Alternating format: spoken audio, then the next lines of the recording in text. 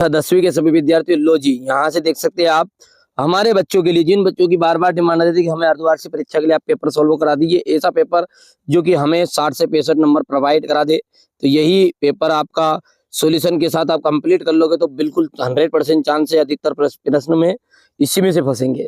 सूर सागर के रचिता कौन है? सूरदास जी है। कवितावली के रचिता है तुलसीदास। ठीक है, दोनों में से एक तो वार्षिक में पूछा जाएगा आपसे। नीरज शब्द का संधि विच्छेद कीजिए। नीरज जो शब्द है उसका संधि विच्छेद करेंगे तो निधन रस, निधन रस। दोहा छंद के प्रत्येक चरण में मात्राएं होती है तो 24 मात्राएं होती है। कितनी मात्राएं? 24। वात्सल्य रस का सम्राट, वात्सल्य रस का जो सम्राट है वो कहा जाता है सूरदास जी को। किनको? सूरदास को। और एक प्रश्न ये आपका 100% वार्षिक में पूछा ही जाता है कि 10वें रस का नाम बताओ और उसका स्थायी भाव बताओ, तो ये वात्सल्य रस है। 10वां रस कौन सा है? वात्सल्य रस। और इसका स्थायी भाव है वत्सल। ठीक है, या ममतत्व भी कहते हैं कई लोग इसको, ममतत्व, या फिर अपन बोल सकते हैं पुत्र प्रेम। बात वही चीज है, पुत्र या पुत्री प्रेम। तो वत्सल सबसे ज्यादा है, तो आपको पूछे तो वत्सल लिखना है ना। चलिए आगे बढ़ते हैं। यदि आप पीडीएफ लेना चाहते हैं विथ सॉल्यूशन तो चैनल पर नंबर दिए गए हैं मेरे, उन पर आप व्हाट्सएप पर अपना नाम और एड्रेस पता कर नोट करा दीजिएगा, आपको पूरी चीजें मिल जाएगी।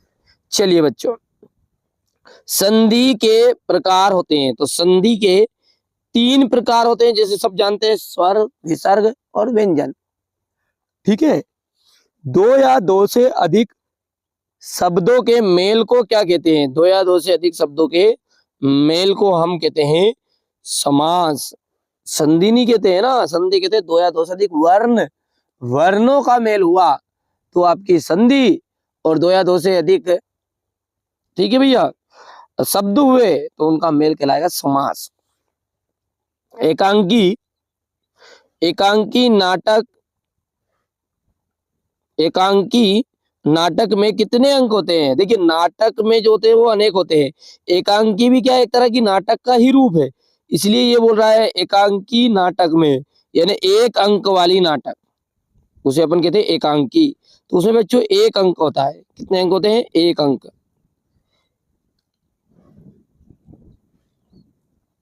प्रतिमा बनाने वाले का नाम क्या था? प्रतिमा बनाने वाले का नाम था मोतीलाल। चौपाई छंद के प्रत्येक चरण में 16-16 मात्राएं होती है, दोहा में 24 होती है। प्रयोगवाद के जनक का नाम अज्ञ। ठीक है, अब है जोड़ी, जो कि कुछ इस तरह की आपकी रहने वाली है। ये नेताजी का जो चश्मा है, नेताजी का चश्मा, स्वयं प्रकाश जी इसके लेखक है। बाल गोविंद भगत, राम वृक्ष बेनीपुरी। माता का आंचल, शिव पूजन सहाय। मैं क्यों लिखता हूं, अज्ञे। और आत्मकथ्य, आत्मकथ्य के है जयशंकर प्रसाद। और उत्साह जो है हमारे सूर्यकांत त्रिपाठी निराला जी की रचना है। इतनी चीजें क्लियर है। आगे बढ़ते हैं बच्चों। अब है आपका एक वाक्य में उत्तर। जिसके समान कोई दूसरा ना हो, जिसके समान कोई दूसरा ना हो उसे अपन कहते हैं अद्वितीय, अद्वितीय। किसी एक खंड काव्य का नाम बताइए। तो पंचवटी एकदम राइट रहेगा इसका, पंचवटी।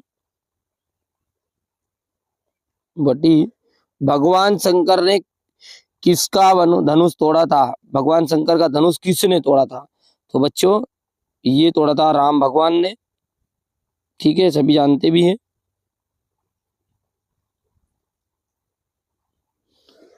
ठीक है, तो ये आपका राम, श्री राम आ जाएगा, राम लिख सकते हो। रस के कितने भेद होते हैं? रस के 10 भेद होते हैं, 10। बाल गोविंद भगत पाठ के लेखक का नाम लिखिए। तो बाल गोविंद भगत पाठ के लेखक है राम वृक्ष बेनीपुरी। ठीक है, इसके बाद में आ जाएगा अटल, शब्द का पर्यायवाची लिखना है, तो अटल का हो जाएगा आपका अचल। इसके बाद में आगे बढ़ेंगे तो सत्य और असत्य है, जो कि कुछ इस तरह का आपके रहने वाले हैं। हरि गीति का छंद,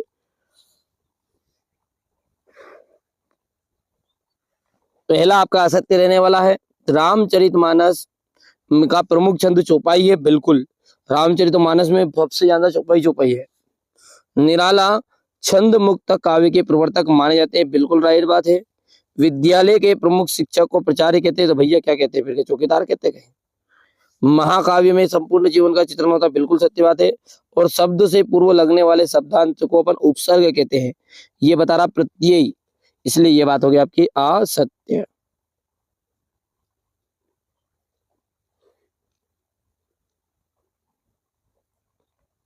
यहाँ पर क्वेश्चन नंबर 7 देख लीजिएगा।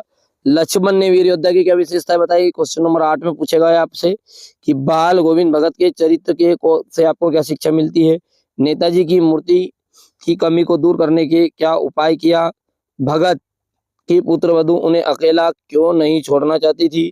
बाल गोविंद भगत की दिनचर्या लोगों के आश्चर्य के कारण क्यों थी। यहाँ से आप देख सकते हैं ये नई कविता किसे कहते हैं।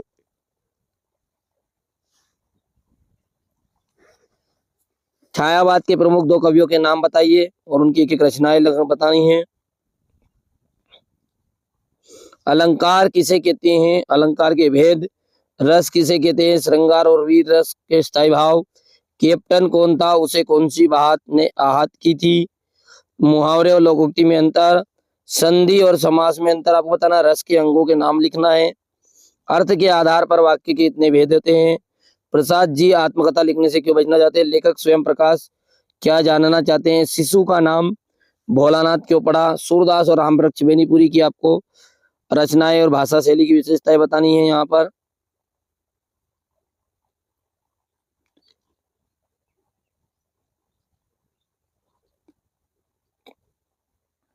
ये आपका क्वेश्चन नंबर 19 रहा। यहाँ पर क्वेश्चन नंबर 20, हमारे हरिहारिल की लकड़ी मन क्रम वचन नंद और यात्रण करे पकड़ी।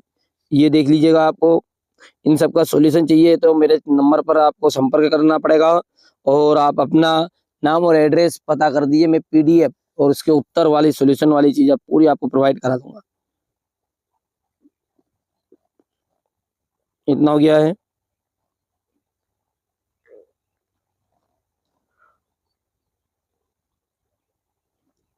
तो ये मैंने आपके लिए यहाँ पर देख सकते हैं, ये अर्धवार्षिक परीक्षा के लिए एक पेपर सोल्व करा दिया बच्चों। एक और पेपर मैं आपको प्रोवाइड कराऊंगा, दोनों ही बहुत ही महत्वपूर्ण है। यदि आप दोनों पेपरों को कंप्लीट करोगे तो 70 नंबर आपको बिल्कुल पक्के हो जाएंगे। चलिए, चैनल पर पहली बार तो सब्सक्राइब जरूर कर लीजिए।